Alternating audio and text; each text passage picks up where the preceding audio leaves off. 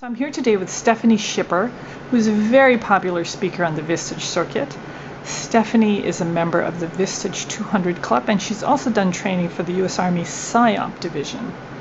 Now, Stephanie, we're going to talk today about negotiations, which are often very difficult. And you say that it's important in a negotiation for both sides to feel like there's a win-win and for both sides to feel safe. How does that happen? I'd like to say that safety is a process, and first it begins with beginning to dispose of some of our major cultural paradigms and myths about what connects people. So the first one I'd like to talk about is mimicry. There is an unusual point of view that if I match someone, I am basically establishing a disconnect from them. I'm not taking them in regard.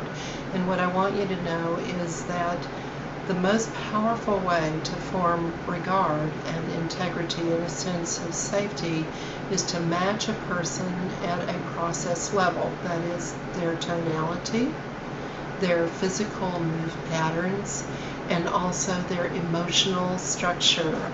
All of the experts that are studied, and NLP is a study of experts, have mastered the ability to literally become the other so that that person experiences themselves in the room.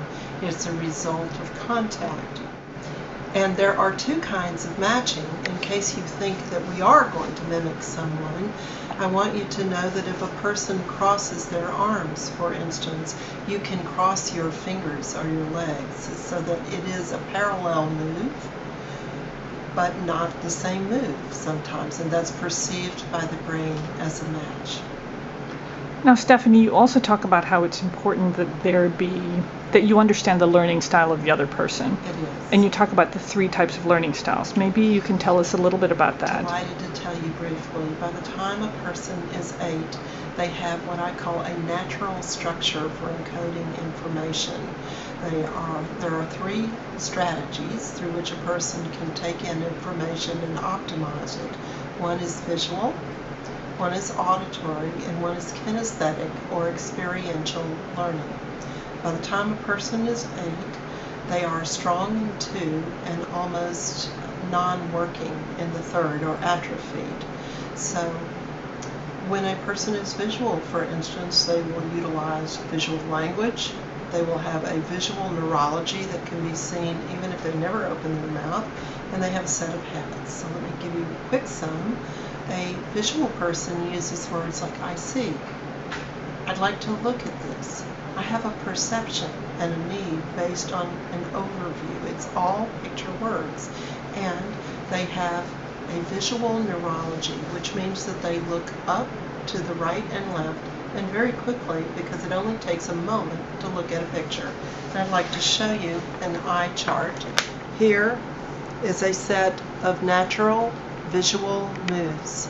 This is the only one of the 3 that can make eye contact with you most of the time when they are speaking, because it takes a millimoment to sweep up and look across the visual field, and then they come back to you. So they appear to be more emotionally connected, and people often reference them as smarter because they are faster.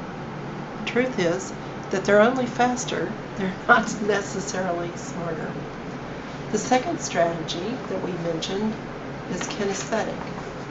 Kinesthetic are feeling learners or experiential learners. They are hands-on, and they utilize words like I feel, I sense, it touches a nerve, connect with me.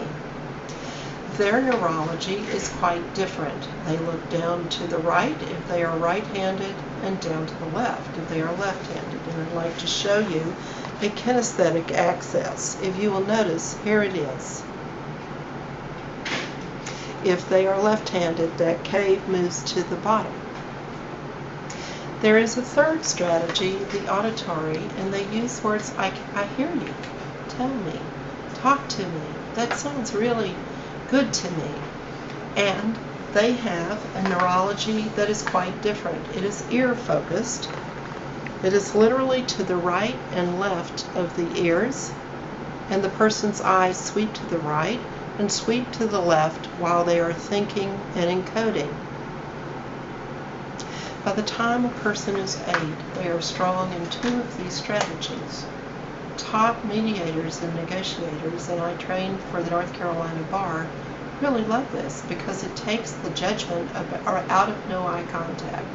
Most human beings have been taught by mama, of all people, that eye contact means you're listening and that you're with it. When you realize that 2 of the 3 styles absolutely cannot look at you when you're thinking, while they're thinking, then it makes the judgments go away in the negotiation. Strong mediators and negotiators first match people, and then they utilize their learning style so that that person is heard, seen, and experienced for what's important to them.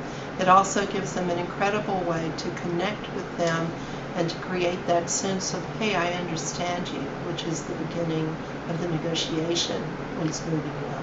So Stephanie, as an example of this would be if somebody were speaking, you would match what you say to their style.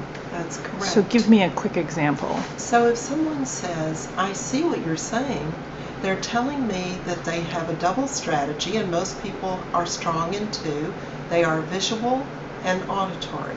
So that when you're working with them, you would like to say, so what's your insight, sir, using a C word, and what is it that we need to talk about? And while you are doing this, you match this person.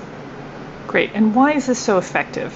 It's very effective in that it's how this person organizes and makes decisions at a subconscious level. And when matched with the matching piece, it also creates a sense of safety and a bit of connection with them as well. Stephanie, where do I go to learn more information?